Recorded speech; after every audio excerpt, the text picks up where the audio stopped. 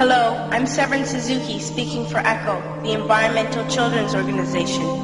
We're a group of 12 and 13-year-olds trying to make a difference. Vanessa Seti, Morgan Geisler, Michelle Quigg, and me. We've raised all the money to come here ourselves, to come 5,000 miles to tell you adults you must change your ways. Coming up here today, I have no hidden agenda. I am fighting for my future. Losing my future is not like losing an election or a few points on the stock market. I am here to speak for all generations to come. I am here to speak on behalf of the starving children around the world whose cries go unheard.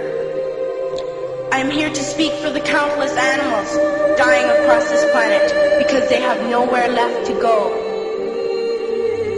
I am afraid to go out in the sun now because of the holes in our ozone. I am afraid to breathe the air because I don't know what chemicals are in it. I used to go fishing in Vancouver, my home, with my dad, until just a few years ago we found the fish full of cancers. And now we hear of animals and plants going extinct, every day vanishing forever. In my life, I have dreamt of seeing the great herds of wild animals, jungles and rainforests, full of birds and butterflies. But now I wonder if they will even exist for my children to see. Did you have to worry of these things when you were my age? All this is happening before our eyes, and yet we act as if we have all the time we want and all the solutions. I'm only a child, and I don't have all the solutions. But I want you to realize, neither do you. You don't know how to fix the holes in our ozone layer. You don't know how to bring the salmon back up a dead stream.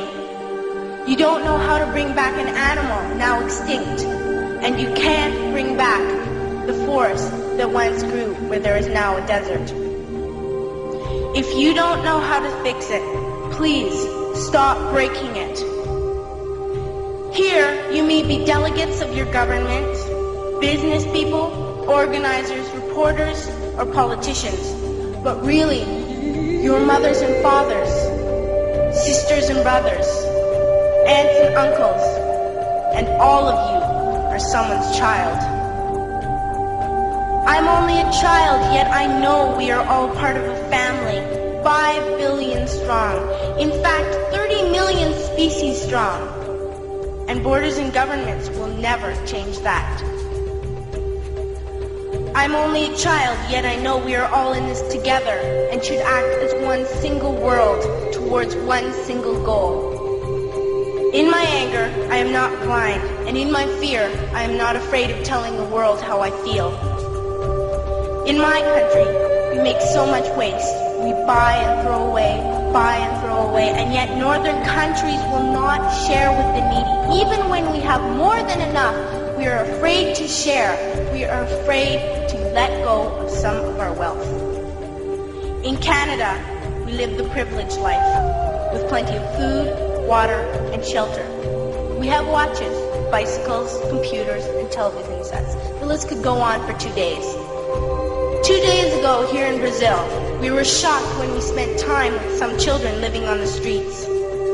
This is what one child told us. I wish I was rich. And if I were, I would give all the street children food, clothes, medicines, shelter, and love and affection. If a child on the streets who has nothing is willing to share, why are we who have everything still so greedy? I can't stop thinking that these are children my own age, that it makes a tremendous difference where you are born. That I could be one of those children living in the favelas of Rio. I could be a child starving in Somalia, or a victim of war in the Middle East, or a beggar in India. I am only a child, yet I know if all the money spent on war was spent on finding environmental answers, ending poverty, and finding treaties what a wonderful place this earth would be. At school, even in kindergarten, you teach us how to behave in the world.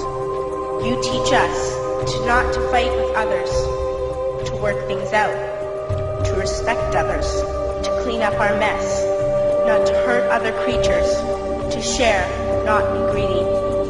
Then why do you go out and do the things you tell us not to do?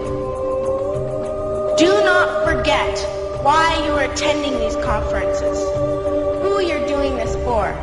We are your own children. You are deciding what kind of a world we are growing up in. Parents should be able to comfort their children by saying, everything's going to be all right. It's not the end of the world, and we're doing the best we can. But I don't think you can say that to us anymore. Are we even on your list of priorities?